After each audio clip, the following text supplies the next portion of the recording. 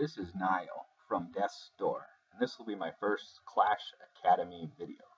Now if you look here, barbarians are actually quite powerful if you look at how much damage and health they have per housing space.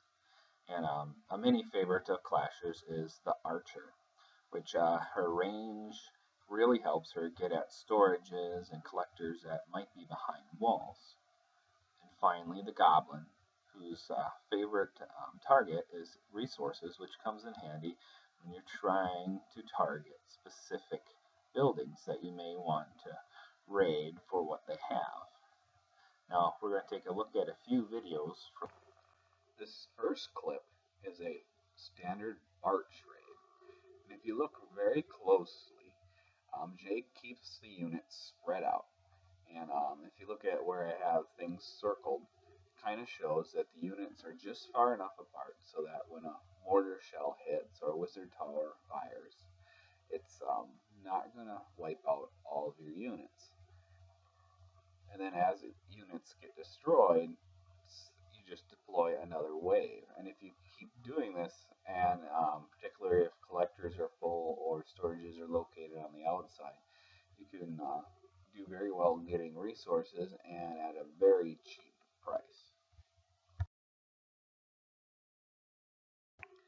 In this next clip, Jake uses just archers with the same deployment strategy of keeping them all spread out. And as you can see here, it's an effective way that's used all the way up into masters to get resources for a very cheap price. And as long as you don't deploy too many units in the same exact spot, splash damage is minimized and it's fairly effective. In this next clip, I'm specifically going to look at how Jake uses his goblins. Goblins are a unit with a very high speed and a very high attack. This means they can move in quickly and destroy stuff very quickly. Plus they have times to attack against resources, and it's also their favorite target, so they're great for a surgical strike. I will fault Jake here on that clip that I just slowed down.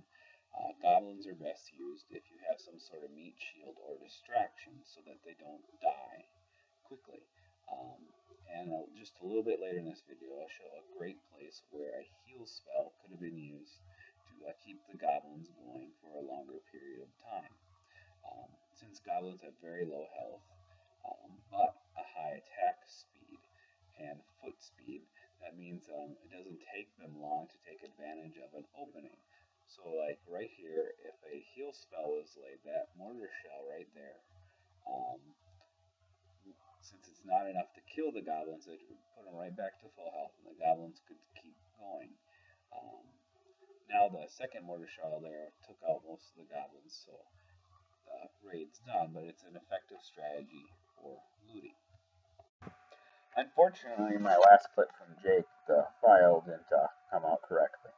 But here's an example of how you can 3-star a base with Barch. And I specifically picked this base because if you look at the center there, there's a wide open compartment. And this is actually a pretty well designed base. But when talking about Barch, having that large open central area, if I can get my units into there, drop a rage, Barch is actually extremely effective.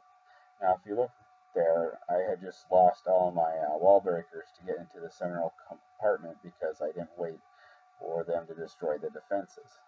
So, don't deploy your wall breakers too soon. You gotta make sure defenses are preoccupied.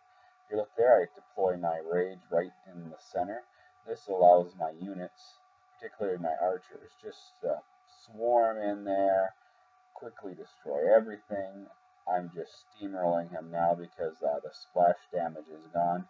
Pretty much once the wizard towers and mortars are down, Barch will just walk all over you on the lower town hall levels. Obviously high town hall levels, a 3-star would be pretty out of reach. So this has been a Death's Door and Death's Angel production. And my first Clash Academy video. And special thanks to Jake from Death's Angels. Drop by, check out our clan sometime.